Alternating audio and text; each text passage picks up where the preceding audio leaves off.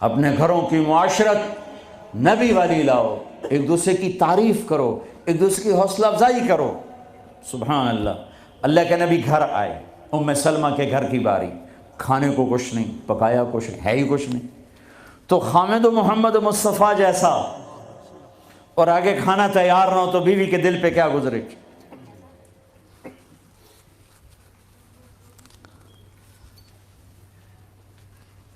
آپ نے پوچھا ام سلمہ کھانا کھانے کو کچھ ہے؟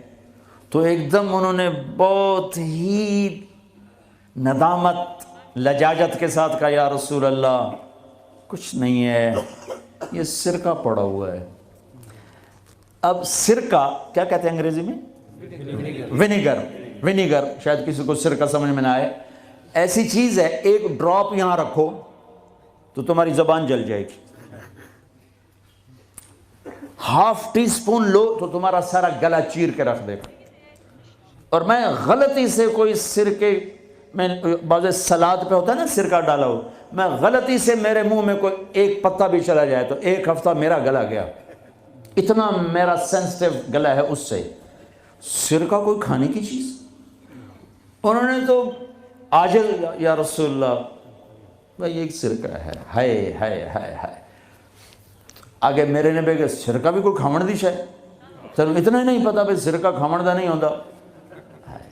میرے نبی نے فرمایا ہو نعم الادام الخل، ام سلمہ سرکے جیسا تو سالن ہی کوئی نہیں، ہے سرکے جیسا تو سالن ہی کوئی نہیں۔ کیسے اپنی بیگم کو شرمندگی سے نکالا اور احساس کمتری سے نکالا، سرکے جیسا تو سالن ہی کوئی۔ جس گھر میں سرکہ ہے انہیں کسی سالن کی ضرورت ہی کوئی نہیں۔ یوں حوصلہ بڑھایا جاتا ہے۔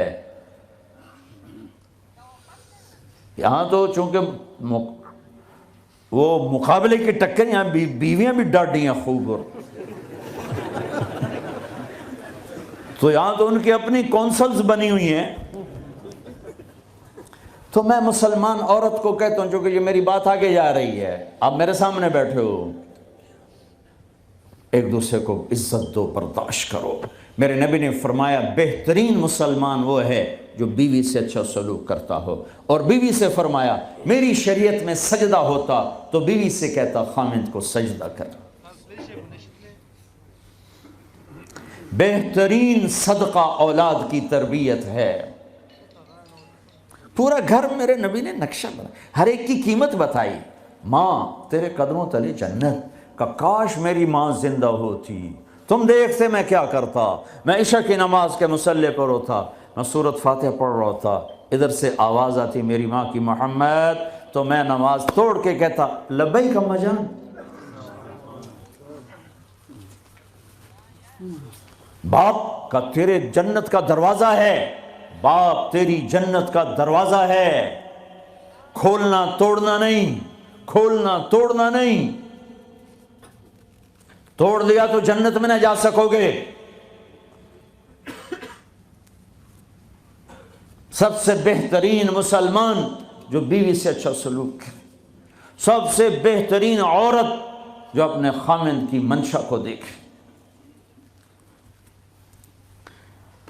پھر آپ نے ایک عجب بات فرمائی جو معاشرے میں بہت بوجھ بنتا ہے جس کا، ہاں بھائی تمہیں ایسا صدقہ بتاؤں جس سے بڑھ کے کوئی صدقہ نہیں، تمہیں ایسا صدقہ بتاؤں جس سے بڑھ کے کوئی صدقہ نہیں۔ انہوں نے کہا جی کیا؟ کہا الابنۃ المردودہ، جس کی بیٹی کو طلاق ہو گئی یا بیوہ ہو گئی اور گھر واپس آ گئی ماں باپ کے، یا ماں باپ نہیں ہے تو بھائی ہیں، وہ ایک بوجھ بنتی ہے ماں باپ پر بھی، اور بھائی تو ویسے ہی باغی ہو جاتے ہیں۔ میرے نبی نے فرمایا اس بچی پہ خرچ کرنا کائنات کا سب سے افضل صدقہ ہے۔ گھر، ایک گھر کیسے چلتا ہے؟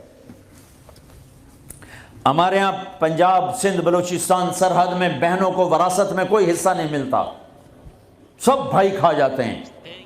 میرے نبی نے فرمایا جس کو اللہ نے 2 بہنیں دیں اس نے ان کا حق ادا کیا، شادی کی، حق ادا کیا۔ ماں باپ کی وراثت میں سے ہوتا ہے اگر میں نے کوئی خود کمایا ہے اس میں بہنوں کا حق نہیں. ماں باپ سے اگر 1 روپیہ بھی آیا ہے تقسیم کیا جائے گا. جس نے بہنوں کا حق ادا کیا، شادی کی حق ادا کیا، اس پہ جنت واجب ہو گئی.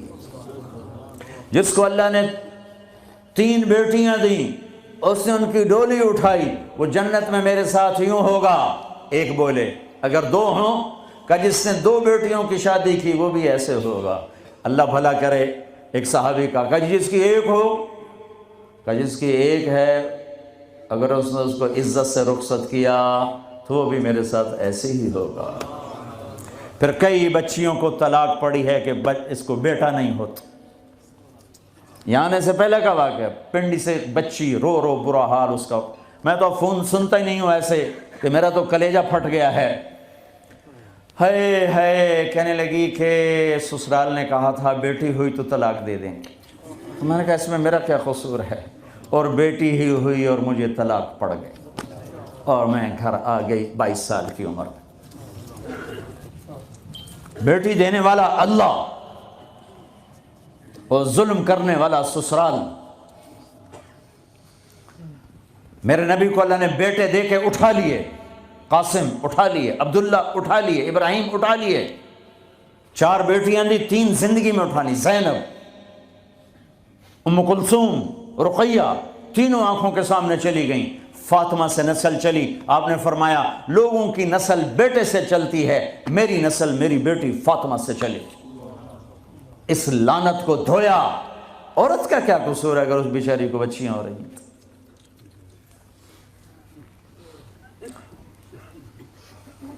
جس نے اپنی بہنوں کو حق ادا کیا، جس نے بیٹیوں کو ڈولے میں بٹھایا، ان کا حق ادا کیا، کہ جنت میں یوں ہو جائے گا. بہنوں کو دینا اتنا ضروری ہے، حرام ہو جاتی ہے روٹی. میں نے مولانا جمشید صاحب میرے استاد ہیں، میں نے ان سے تفسیر پڑھی ہے. میں ایک دن شہد کی بوتل لے کر گیا، پرانی بات ہے 76-77. میں نے کہا حضرت یہ ہدیہ ہے. فرمایا کہاں سے لائے ہو؟ میں کہا جی میرے اپنے باغ کا ہے. فرمایا تیرے باپ نے اپنی بہنوں کو، تیرے باپ نے اپنی بہن یعنی میری پھوپھیوں کو، تیرے باپ نے اپنی بہنوں کو زمین میں سے حصہ دیا تھا؟ یہ سوال کیوں کیا؟ 10 روپے کی شہد کی بوتل تھی اس وقت، کہ اگر دیا تھا تو یہ میں لے لوں گا، اگر نہیں دیا تو پھر یہ حرام ہے، میں نہیں لوں گا. یہ مطلب تھا. تیرے باپ نے بہنوں کو حصہ دیا تھا؟ میں کہا جی اللہ کا شکر ہے میرے باپ کی بہن ہی کوئی نہیں. 2 بھائی، ساری زمین 2 بھائیوں کی، 2 بھائی. میں نے کہا جی اب موجہ ہی موجہ، بہن تھی کو ہوتی تو کوئی نہ دیتے. پھر کہنے لگے اچھا تیرے دادا نے اپنی بہنوں کو زمین میں سے حصہ دیا تھا؟ میں کہا جی اس لیے میں جمعہ ہی کوئی نہ ہوں. اتنی ریسرچ کے بعد ایک شہد کی بوتل قبول فرمائی. بیٹیوں کو دینا اتنا ضروری ہے.